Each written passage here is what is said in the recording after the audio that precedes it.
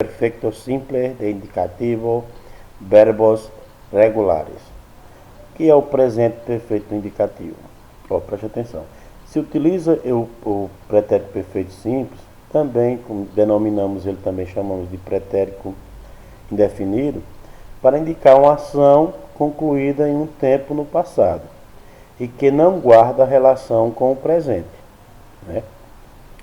Aos verbos regulares, nós vamos formar o seu radical tirando o ar, o e o ir. Então aqui nós formamos o radical. Todos os verbos terminados em ar vão ter que ter essa terminaçãozinha. Formei o radical tirando o ar, né? Aqui eu formo o radical sem o ar.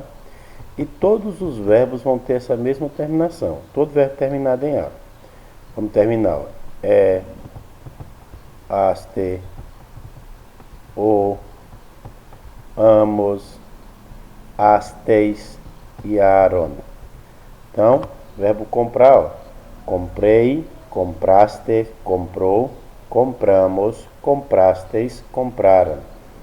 E os verbos terminados em er e em ir vão ter a mesma terminação. Vamos formar o radical tirando o er e o ir, né? Formando o radical, e vão ficar sempre com essas terminações, ó.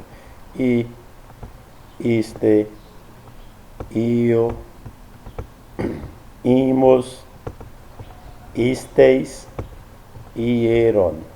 Então, o verbo conjugando o verbo comer e beber, ó. Comi, comiste, comio, comimos, comisteis, comieram. Bebi, bebiste, bebio, bebimos, bebisteis e bebieram. Vamos lá os verbos irregulares. A esses verbos irregulares, ó, eles sempre vão ter uma raiz, né? Um radical irregular. Só não o ir e ser ali, que são conjugados da mesma forma, ao verbo a ser, ó. A raiz irregular, poner, poder, saber, tener, estar, querer, venir, servir. Ó, então vamos lá. O verbo ser e ir tem a mesma conjugação, se conjuga da mesma forma.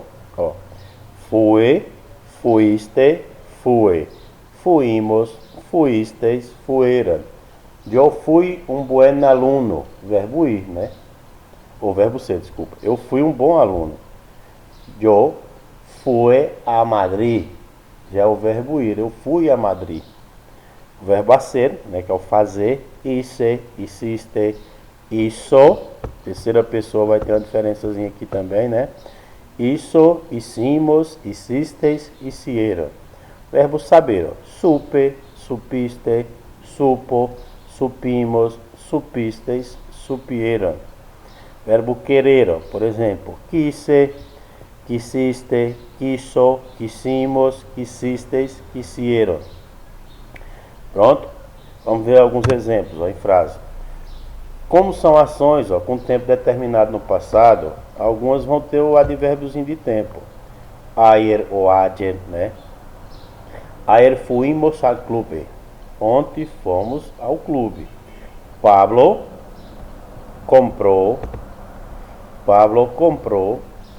uma bici anteayer. Pablo comprou uma bicicleta antes de ontem. Anoche hizo mucho calor. A noite passada fez muito calor. Eles vinieron de Zaragoza, né? Eles vieram de Zaragoza, que é uma cidade espanhola, né? Então vamos lá. Não supimos que dizer-lhe. Não sabemos o que dizer-lhes. Eu quise ir ao teatro, sin embargo, ela não quis. Eu quis ir ao teatro, mas ela não quis, né? No entanto, eu comi uma paella muito esquisita ayer. Eu comi uma paella muito gostosa ontem. Picasso nasceu em Málaga, né? Picasso nasceu em Málaga em 1881. Então são sempre ações, ó, com tempo determinado no passado, ações finalizadas que não guardam né?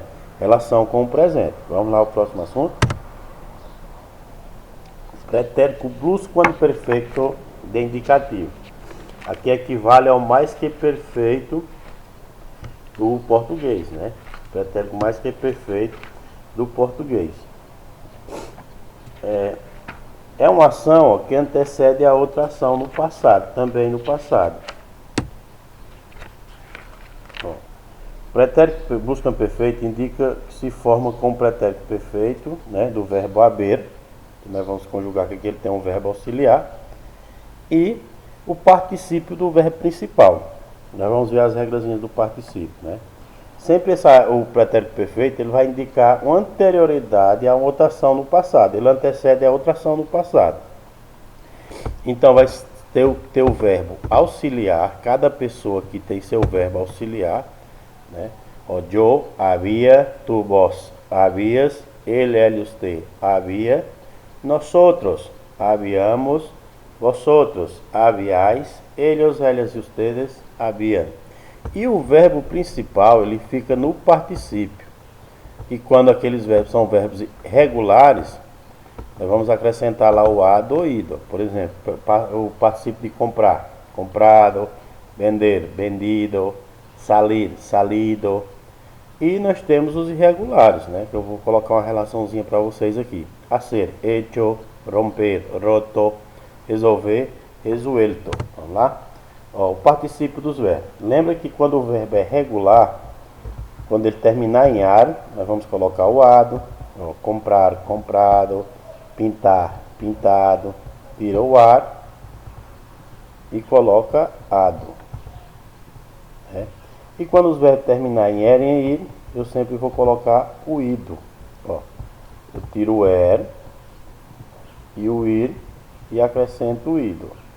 Beber, bebido, comer, comido, partir, partido, salir, salido. E os verbos irregulares, cada um tem sua forma. Ver, visto, hacer, hecho, decir, dicho, escribir, escrito, poner, puesto, romper, roto, morrer, muerto e resolver, resuelto. Alguns exemplos aqui, ó. Formação sempre é o quê? Pretérito do verbo haver, que é o verbo auxiliar, né? Havia, havias, mais o particípio do verbo principal. Indica anterioridade a uma ação no passado. Veja aqui que essa primeira verbo, ele está naquela conjugaçãozinha que eu ensinei no início, né? Que é no pretérito perfeito simples. E aqui já está finalizando no plusquamperfeito. Quando Pedro chegou em casa, sua madre já havia chegado. Então aqui é uma ação, ó, que antecede a outra ação no passado. Ó, quando Pedro chegou em casa, sua mãe já havia chegado, né? Ó, não pudo viajar com amigos porque havia sacado malas notas. Não pude viajar com amigos porque havia tirado notas ruins. Ó.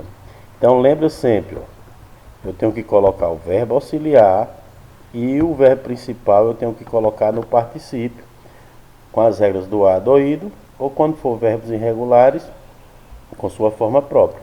Vamos lá? Pronome complemento direto. Ó, os pronomes complemento direto, nós vamos, claro que os mais usados vão ser aqui, ó, na terceira pessoa. Lo, la, los, las.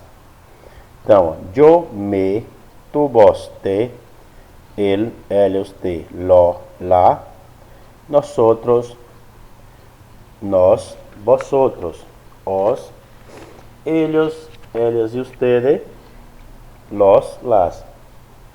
Esse pronome complemento direto, o pronome complemento direto são usados para referir-se a pessoas, animais ou coisas, conhecida e mencionada.